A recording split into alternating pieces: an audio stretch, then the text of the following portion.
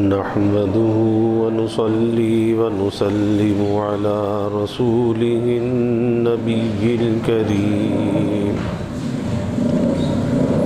وعلى آله وأصحابه أجمعين. اللهم صل على سيدنا ومولانا محمد وعلى آل سيدنا ومولانا محمد وبارك وسلم صلاة وسلاما كثيرا كثيرا. يا رب صل وسلم دائما أبدا على حبيبك خير الخلق كلهم. توفیق الہی اپنے مرشد پاک کی برکت سے جمعے کے بعد کی اس نشست میں ہفتے وار حکیم الامت مجدد الملت حضرت تھانوی رحمۃ اللہ علیہ کے ملفوظات کا سلسلہ چل رہا ہے. فرمایا کہ معصیت کا علاج قبل صدور ہمت اور بعد صدور توبہ ہے.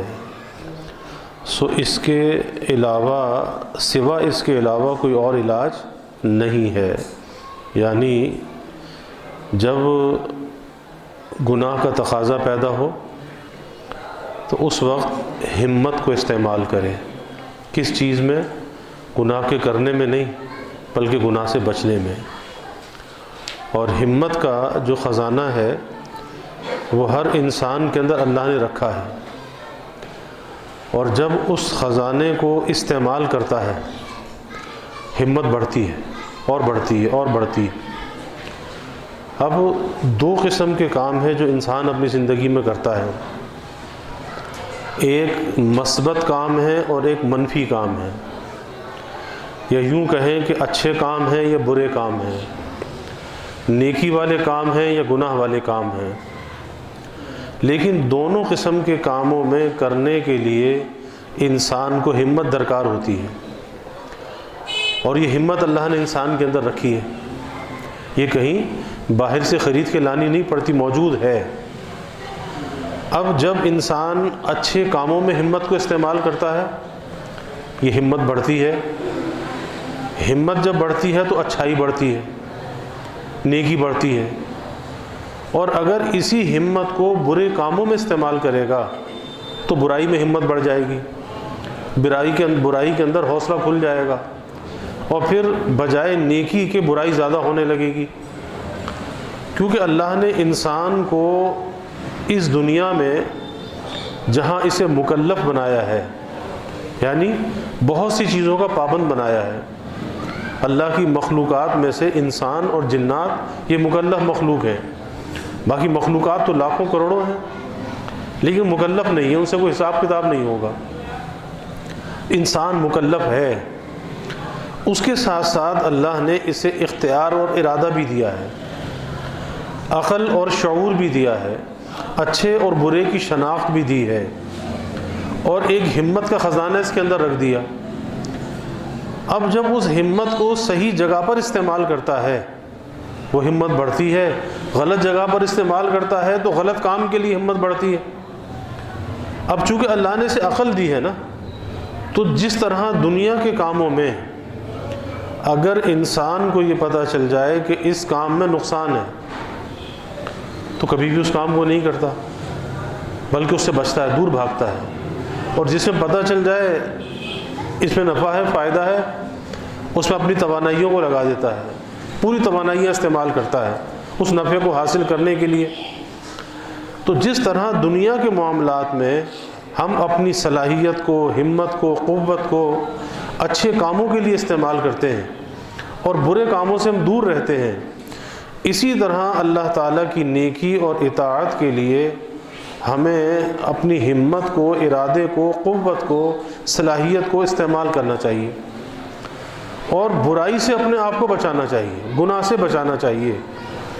تو اس کا جو معصیت کا جو علاج، یہاں گناہ کا علاج، قبل صدور یعنی ابھی تک گناہ ہوا نہیں ہے، لیکن گناہ کا تقاضا ہے، گناہ کا میلان ہے، شیطان بہکا رہا ہے، نفس کہہ رہا ہے کہ گناہ کر لے، اور جس ماحول کے اندر ہم رہتے ہیں یہاں یہ سب چیزیں ہماری زندگی کے ساتھ ساتھ چلتی ہیں۔ ایسا نہیں ہو سکتا کہ اس دنیا میں رہتے ہوئے گناہ کا خیال ہی نہ آئے، نہیں، یہ خیر اور شر کے جو تقاضے ہیں اللہ نے انسان کے اندر رکھے ہیں، فرشتوں میں نہیں رکھے۔ فَأَلْهَمَهَا فُجُورَهَا وَتَقْوَاهَا کہ اللہ نے خیر اور شر کو اس کے اندر الہام کیا ہے، دونوں قسم کے تقاضے رکھے ہیں، لیکن اس کو اختیار دیا ہے، ارادہ دیا ہے کہ یہ شر پر خیر کو غالب کر سکتا ہے۔ تو ایسا تو نہیں ہو سکتا کہ گناہ کا خیال ہی نہ آئے، وہ تو آئے گا۔ اور حضرت مولانا یعقوب صاحب نانوتوی رحمۃ اللہ علیہ دارالعلوم دیوبند کے صدر مدرس تھے، تو فرماتے تھے کہ بھائی ہم انسان ہی رہنا چاہتے ہیں، ہم فرشتے بننا نہیں چاہتے، کیونکہ فرشتوں کے لیے کوئی درجات کی بلندی نہیں ہے، فرشتوں کے لیے کوئی اجر و ثواب نہیں ہے۔ کتنی اللہ کی عبادت کر رہے ہیں کہ ایک فرشتہ جس کو جب سے اللہ نے پیدا کیا اور جب تک وہ زندہ ہے، ہزاروں لاکھوں برس کی اس کی عمر ہے، مسلسل وہ اللہ کی اطاعت میں لگا ہوا ہے اور کبھی اس سے گناہ سرزد نہیں ہوتا، لیکن ان کے لیے کوئی اجر و ثواب نہیں ہے، کوئی درجات کی بلندی نہیں ہے۔ کس وجہ سے؟ ان کے اندر کوئی رکاوٹ موجود نہیں ہے، اس کے خلاف کا کوئی تقاضا موجود نہیں ہے، بس جس کام میں لگا دیا لگا ہوا۔ جیسے ایک روبوٹ ہوتا ہے نا، اب اس روبوٹ کے اندر جو چیز فیڈ کر دی، اس کو جس کام کی کمانڈ دے دی وہ چل رہا ہے۔ لیکن انسان کے اندر یہ دونوں تقاضے موجود ہیں، تو جب یہ اپنے اختیار سے، ارادے سے نیکی کرتا ہے، اس کی رکاوٹ بھی موجود ہے۔ نفس کہتا ہے کہ نیکی مت کر، صبح فجر کا وقت ہے، اللہ کا منادی پکار رہا ہے، نفس کہتا ہے کہ ابھی سوتا رہ، کیوں گرم گرم بستر چھوڑتا ہے، کیوں ٹھنڈے پانی سے تو وضو کرتا ہے، تو یہ رکاوٹ ہے نا۔ لیکن یہ ہمت کرتا ہے، ہمت کر کے بستر کو چھوڑ دیتا ہے، کھڑا ہو جاتا ہے، وضو کرتا ہے، اللہ کے سامنے سربہ سجود ہوتا ہے۔ اب یہ کس نے کیا کیا؟ ہمت کو استعمال میں لایا، اللہ نے اس عبادت کی توفیق دے دی۔ تو اصل کیا چیز ہے؟ اصل نیکی کے کرنے میں اور گناہ سے بچنے میں ہمت، اور ہمت پر کیا نتیجہ مرتب ہوتا ہے؟ ہمت پر اللہ تعالیٰ کی مدد کا وعدہ ہے، ہمت پر مدد موعود ہے کہ جہاں اس نے ہمت کیا، ارادہ کیا، اللہ کی مدد آ گئی، اللہ وہ نیکی کرا دیتا ہے، اگر گناہ کا موقع ہے گناہ سے بچا دیتا ہے۔ لیکن شرط کیا ہے؟ ہمت کرنی پڑے گی۔ اب بہت سے لوگ کہتے ہیں نا جی دعا کرو ہم نمازی بن جائیں، دعا کرو گناہ چھوٹ جائیں، تو بھائی ہمت کرنی پڑے گی، خود بخود کچھ نہیں ہوگا دعا سے، ایسے کو دعا لگنے والی نہیں ہے، کیونکہ آپ انسان ہو، اللہ نے مکلف بنایا ہے، آپ اپنی ہمت کو استعمال میں لاؤ، دیکھو کس طرح نیکی ہوتی ہے، کس طرح گناہ سے بچ جاتے ہو۔ اسی لیے مولانا روم رحمۃ اللہ علیہ بہت بڑے اللہ والے گزرے ہیں، تو فرماتے ہیں کہ اگر تمہیں دنیا میں گناہ سے بچنے کا کوئی روزن، کوئی سراغ نظر نہیں آتا کہ ساری دنیا گناہوں سے بھری ہوئی ہے، تو پھر کس طرح سے بچے؟ کوئی روزن، کوئی سراغ نظر نہیں آ رہا، تو فرماتے ہیں ارے یوسف علیہ السلام کی طرح دوڑ تو لگا کے دیکھو، گرچہ رخنا نیست عالم راہ پدید، خیرہ یوسف وار می آیت دوید، کہ یوسف علیہ السلام کی طرح دوڑ تو لگاؤ، اتنی تو ہمت کرو، پھر دیکھو اللہ کی مدد آتی ہے یا نہیں آتی۔ تو مدد کس چیز پر آتی ہے؟ مدد ہمیشہ ہمت پر آتی ہے، اور جیسی جیسی انسان ہمت کرتا ہے، جیسی جیسی ہمت ویسی ویسی مدد، ہمت کر ویسی مدد آ جائے گی۔ اور اگر تیرے اندر تذبذب ہے، بے یقینی ہے، پتہ نہیں مدد آئے گی یا نہیں آئے گی، پتہ نہیں یہ کام ہوگا یا نہیں ہوگا، تو نہیں ہوگا۔ کیوں کہ جس ذات سے تو امید وابستہ کر رہا ہے، ارے وہ تو قادر مطلق ہے، وہ تو مؤثر حقیقی ہے، شافی مطلق ہے، تو وہاں تذبذب کا کیا کام ہے کہ ہوگا یا نہیں ہوگا؟ نہیں، یقین چاہیے، یقین، اور جس درجے کا یقین ہوگا اسی درجے کی مدد آئے گی۔ آپ دیکھ لیں کہ زلیخا جو مصر کا بادشاہ تھا اس کی بیوی تھی اور بڑی حسین و جمیل تھی، لیکن اللہ نے یوسف علیہ السلام کو بھی حسن دیا تھا کہ فریفتہ ہو گئی یوسف علیہ السلام پر، اور پھر اس کے دل میں برائی آئی تو اس نے اسے کمروں کے اندر لے گئی، بند کمروں کے اندر، کمرے میں کمرہ ہے، اندر دروازے لگے ہوئے ہیں، تالے پڑے ہوئے ہیں، اور اتنے اندر جا کر کمرے میں بند کر کے تالا لگا کر اب گناہ کی خواہش ظاہر کر دی۔ اب یہاں بھی اللہ کے نبی ہے، اب انسان سوچتا ہے یہاں تو بچنے کا کوئی راستہ نہیں ہے، یہاں کیسے بچوں؟ کوئی ہمسا ہو تو یہ سوچے گا کیسے بچوں، یہاں تو بچنا بڑا مشکل ہے۔ لیکن وہی بات کہ اللہ کے جو نبی ہے، اللہ کے نبی کا سب سے زیادہ یقین اللہ پر ہوتا ہے، وہ اور کسی کا ایسا یقین نہیں ہوتا جو نبی کا یقین اللہ پر ہوتا ہے، وہ غیر نبی کا نہیں ہوتا، اس درجے کا نہیں ہوتا۔ تو سوچا میں اتنا تو کر سکتا ہوں نا، یہاں سے بھاگ کے دروازے تک تو جا سکتا ہوں، اتنا تو کام، اپنے حصے کا کام تو کر سکتا ہوں نا۔ جیسے یوسف علیہ السلام جب غلام تھے، ان کی نیلامی ہو رہی تھی، تو ایک بڑھیا بھی اس قطار کے اندر کھڑی تھی جو نیلامی ہو رہی تھی، تو کسی نے پوچھا کہ تو کس لیے کھڑی ہے؟ کہتی ہے یوسف علیہ السلام کو خریدنے آئی ہوں۔ پوچھا کہ ارے اس کی تو بولی بہت اونچی لگنے والی ہے، تیرے پاس کیا ہے؟ اس کے پاس کچھ سوت تھے، دھاگے ہوتے ہیں نا سوت، تو کچھ سوت تھا، ایک سوت کی پوٹلی تھی۔ کہتی میرے پاس تو یہ سوت ہے۔ تو انہوں نے کہا ارے پاگل ہوئی ہے، اس سوت سے تجھے یوسف ملے گا، اس سوت سے یوسف کہاں ملنے لگا؟ تو کہنے لگی کہ کل قیامت کے دن جب خریداران یوسف کی فہرست آئے گی نا کہ کون کون یوسف علیہ السلام کا خریدار تھا، تو اگر میں نہ بھی خرید سکی میرا نام تو اس میں آ جائے گا، میرا نام تو آ جائے گا۔ تو یوسف علیہ السلام نے کیا کیا کہ میں اتنا تو کر سکتا ہوں نا کہ دوڑ تو لگاؤں وہاں تک، اور آج ہم یہ کام نہیں کرتے، اس لیے ہمیں گناہ سے بچنا مشکل ہے، نظر آتا ہے، مشکل نہیں ہے، نظر آتا ہے کسی گناہ سے بچنا تو بڑا مشکل ہے۔ کیوں کہ ہم اپنے حصے کا کام کرنے کے لیے آمادہ نہیں ہے، ہم چاہتے ہیں کہ معجزہ ہو جائے، کوئی معجزہ ہو جائے تو ہم نمازی بن جائیں، نیک بن جائیں، گناہ ہم سے چھوٹ جائیں۔ تو بھائی معجزے نہیں ہوا کرتے، انسان کو خود کچھ کرنا پڑتا ہے، اور جب یہ اپنے حصے کا کام کرنے کے لیے آمادہ ہو جاتا ہے نا کہ میرے حصے کا جو کام ہے کہ اللہ کے منادی نے پکارا، میرے حصے کا کام ہے وہاں سے گھر سے قدم تو بڑھاؤں مسجد کی طرف، یہ میرے حصے کا کام ہے نا، تو یہ مجھے کرنا ہے، اللہ نماز بھی پڑھوا دے گا، اس کا ثواب بھی دے دے گا، لیکن کب کہ پہلے میں کچھ قدم تو اٹھاؤں، کوئی ہمت تو کروں۔ آج ہماری کوتاہی یہی ہے کہ ہم اپنے حصے کا کام کرنے کے لیے آمادہ نہیں ہیں، ہم باتیں بناتے ہیں کہ جی گناہ سے بچنا تو بہت مشکل ہے، کیسے بچے؟ آج نظر کو بچانا تو بہت مشکل ہے۔ ارے بھائی جہاں پر جتنے زیادہ مواقع گناہ کے ہوں، قدم قدم پر گناہ کے مواقع ہوں، وہاں پر اللہ والا بننا اتنا ہی آسان ہو جاتا ہے۔ کیوں کہ ادھر اپنے خواہش پر پاؤں رکھ دے، اس گناہ کے تقاضے کو کچل دے، ارے اگلا قدم تو اللہ کے پاس ہوگا۔ اس لیے میرے حضرت والد صاحب رحمۃ اللہ علیہ فرماتے تھے کہ جب گناہوں کا ہجوم ہوتا ہے نا، گناہوں کے تقاضے، خیالات، یہ کر لے، یہ کر لے، یہ کر لے، تو سمجھنا چاہیے کہ اللہ تعالیٰ کی رحمت خاص متوجہ ہے۔ یہ وقت جو ہے یہ مایوسی کا وقت نہیں ہے، اتنے گناہ کے خیالات کیوں آ رہے ہیں، یہ اللہ کی رحمت کو لوٹنے کا وقت ہے، اللہ کی رحمت متوجہ ہے، اب اس رحمت کو لوٹنے کا وقت ہے۔ کیسے لوٹنے کا وقت ہے؟ اس گناہ کے خیال کو پامال کر دے، اللہ کی رحمت تیرے شامل حال ہو جائے گی۔ اس کے تقاضے کو عملی جامہ نہ پہنا کہ ادھر گناہ کا خیال آئے ادھر کر گزرا، تو پھر اللہ کا خیال تجھے کب آئے گا؟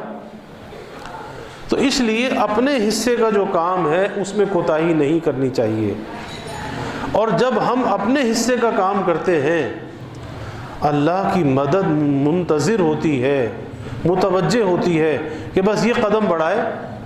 جیسے ایک چھوٹا بچہ ہے نا، ابھی چلنا نہیں سیکھا، ابھی کھڑا ہوتا ہے، ایک دو قدم بڑھاتا ہے، ڈگمگا جاتا ہے، تو باپ بچے کو کھڑا کرتا ہے اور باپ کہتا ہے کہ آؤ آگے آؤ، اور بچہ ایک دو قدم بڑھاتا ہے، ڈگمگاتا ہے، گرنے لگتا ہے، تو باپ اس کو گرنے نہیں دیتا، گود میں اٹھا لیتا ہے.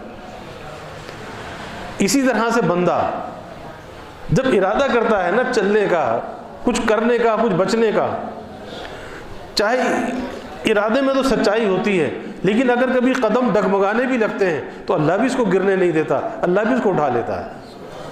اللہ گرنے نہیں دیتا اس کو، لیکن شرطی ارادہ تو کر، کچھ ہمت کر کے قدم تو بڑھا.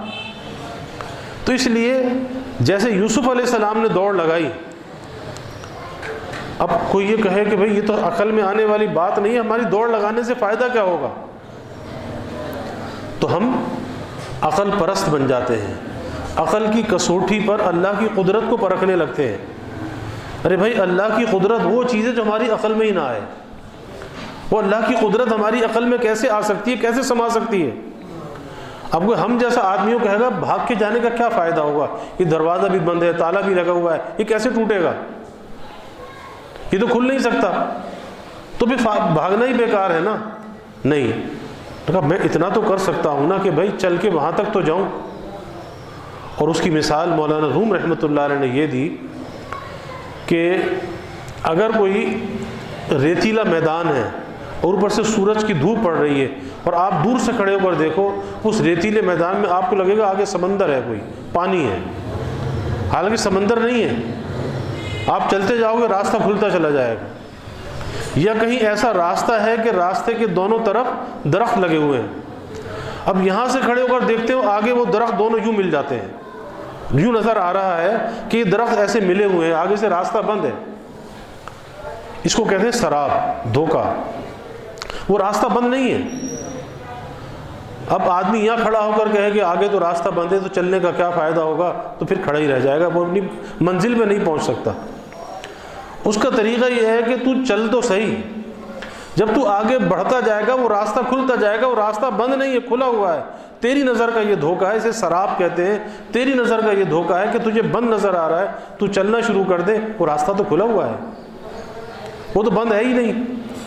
اسی طرح سے اللہ تعالیٰ کی رحمت، اللہ کی مدد موجود ہے. شرط یہ ہے کہ تو چلنا تو شروع کر، تو قدم تو بڑھا، تو جھولی تو پھیلا اس رحمت کو لینے کے لیے، وہ تیرے شامل حال ہو جائے گی. تو یوسف علیہ السلام نے کس چیز پر بھروسہ کیا، اور وہ بھروسہ ہمارے اندر نہیں ہے. کس چیز پر یقین کیا، وہ یقین ہمارے اندر نہیں ہے. اللہ پر بھروسہ کیا، اللہ کی مدد پر یقین کیا، دوڑ لگا دی. کیا نتیجہ آیا؟ جو عقل میں آنے والی بات نہیں ہے. تالے ٹوٹتے چلے گئے، دروازے کھلتے چلے گئے. اللہ نے اپنے نبی کو بچا لیا. قرآن میں واقعہ قصہ بیان کیا نا اللہ نے کہ جب وہ بدنام ہوئی تو الزام لگا دیا یوسف علیہ السلام پر. تو اللہ نے کیسی برات ظاہر کی کہ دیکھ لو کرتا کہاں سے پھٹا ہوا ہے، آگے سے یا پیچھے سے. اگر کرتا پیچھے سے پھٹا ہوا ہے تو پتہ چلا کہ اس نے پکڑا ہے پیچھے سے. یہ آگے بھاگے، پیچھے سے کرتا پکڑا، پیچھے سے پھٹ گیا، اس کا مطلب وہ زلیخا مجرم ہے. تو ہمت کرنی چاہیے. اس لیے یہ بات حضرت یہاں پہ بیان فرما رہے ہیں کہ معصیت کا، گناہ کا علاج، اور یہ اپنے پلے باندھنے والی بات ہے کہ قبل صدور کے ابھی گناہ نہیں ہوا. قبل صدور کے علاج کیا ہے؟ ہمت، یعنی ہمت کر کے اپنے آپ کو گناہ سے بچانا. اور اگر اللہ نہ کرے، اللہ نہ کرے، شامت اعمال سے گناہ ہو گیا تو شیطان تو مایوس کرتا ہے. گناہ ہو جانے کے بعد شیطان مایوس کرتا ہے کہ ارے تو نے گناہ کر لیا، اب یہ گناہ معاف کیسے ہوگا؟ نہیں، اب اس کا علاج، اب بھی علاج موجود ہے. اب گناہ ہو گیا، اب توبہ کے اندر تاخیر مت کر، فوراً توبہ کر لے، فوراً معافی مانگ لے، اللہ سے رجوع ہو جا. اللہ تیرا گناہ بھی معاف کرنے کے لیے تیار ہے. اللہ تو دونوں طرح سے تیرا مددگار ہے نا، کہ تو گناہ سے بچنے کے لیے قدم بڑھائے جب بھی اللہ تیرا مددگار، اور اگر اللہ نہ کرے تو اس سے گناہ ہو جائے اپنی شامت اعمال سے اور تو توبہ کرے، اللہ تجھے پھر معاف کرنے کے لیے تیار. تو مایوسی کی کیا بات ہے؟ مایوسی کی تو کوئی بات نہیں ہے. لیکن شیطان مایوسی ڈالتا ہے، مایوسی جب بھی آتی ہے وہ رحمان کی طرف سے نہیں ہوتی، شیطان کی طرف سے ہوتی ہے۔ اس لیے اپنے رب سے، اپنے مولا سے ہمیشہ اچھی امید کو وابستہ کرنا چاہیے۔ اور دونوں چیزیں جو ہے اس کی ہمیں ضرورت ہے کہ ایک ہمت کا استعمال نیکی کے کرنے میں بھی اور گناہ سے بچنے میں بھی۔ ہم ہمت کریں گے، ارادہ کریں گے، اللہ کی مدد شامل حال ہوگی۔ اب ہم نے جمعے کی نماز پڑھی، ہم نے نہیں پڑھی، اللہ نے پڑھوا دی۔ ہم نے تھوڑی سی ہمت کی نا، گھر سے قدم نکالا، اللہ نے اپنے گھر بھی پہنچا دیا، جمعہ بھی پڑھوا دیا، اب بیٹھ کر ہم دین کی باتیں بھی سن رہے ہیں۔ تھوڑی سی ہمت پر کتنا اللہ کا فضل ہو گیا۔ ایسے گناہ کا موقع آ جائے، آدمی تجربہ کر کے دیکھ لے، پر تھوڑا سا ایک عزم کرے کہ نہیں میں نے یہ گناہ نہیں کرنا، میں نے نظر اٹھا کے نہیں دیکھنا، بس فوراً اللہ کی مدد آتی ہے اور یہ گناہ سے بچ جاتا ہے۔ کس سے؟ اللہ کے فضل سے، اللہ کی مدد سے بچتا ہے۔ اور اگر اللہ نہ کرے گناہ ہو جائے، کسی بھی سبب سے ہو جائے، تو پھر توبہ میں تاخیر نہ کرے، فوراً اللہ سے رجوع کرے، پھر بھی اس کا علاج موجود ہے۔ اللہ تعالی ہمیں اس کی توفیق عطا فرمائے۔ وآخر دعوانا الحمدللہ رب العالمین والعاقبۃ للمتقین والصلاة والسلام علی اشرف الانبیاء والمرسلین اللہم صل علی سیدنا و مولانا محمد وعلی آل سیدنا و مولانا محمد وبارک وسلم صلاۃ و سلاما کثیرا کثیرا۔ ربنا آتنا فی الدنیا حسنہ وفی الآخرۃ حسنہ وقنا عذاب النار۔ ربنا اتمم لنا نورنا واغفر لنا انک علی کل شیء قدیر۔ اللہم اعنا علی ذکرک و شکرک و حسن عبادتک۔ اللہم انا نستعینک علی طاعتک۔ اللہم اعنا بالعلم وزیننا بالحلم واکرمنا بالتقوی وجملنا بالعافیہ۔ اللہم انا نسألک الہدی والتقی والعفاف والغنی۔ اللہم انا نسألک الصحۃ والعفۃ والامان وحسن الخلق والرضا بالقدر۔ اللہم زدنا ولا تنقصنا واکرمنا ولا تہنا واعطنا ولا تحرمنا وآثرنا ولا تؤثر علینا وارغنا وارغ عنا۔ اللہم انا نعوذ بک من جہد البلاء ودرق الشقاء وسوء القضاء وشماتۃ الاعداء۔ اللہم انا نعوذ بک من زوال نعمتک وتحول عافیتک وفجاءۃ نقمتک وجمیع سخطک۔ اللہم احسن عاقبتنا فی الامور کلها واجرنا من خزي الدنیا وعذاب الآخرہ۔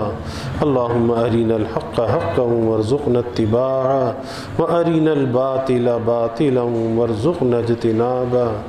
اللہم انا نسألک العفو والعافیہ والمعافاة الدائمة فی الدین والدنیا والآخرہ والفوز بالجنہ والنجاة من النار۔ اللہم انا نسألک من خیر ما سألک منہ نبیک سیدنا محمد صلی اللہ علیہ وسلم ونعوذ بک من شر ما استعاذک منہ نبیک سیدنا محمد صلی اللہ علیہ وسلم وانت المستعان وعلیک البلاغ ولا حول ولا قوة الا باللہ وجزا اللہ عنا محمدا صلی اللہ علیہ وسلم ما هو اہلہ وصلی اللہ تعالی وسلم علی النبی الکریم۔ آمین برحمتک یا ارحم الراحمین۔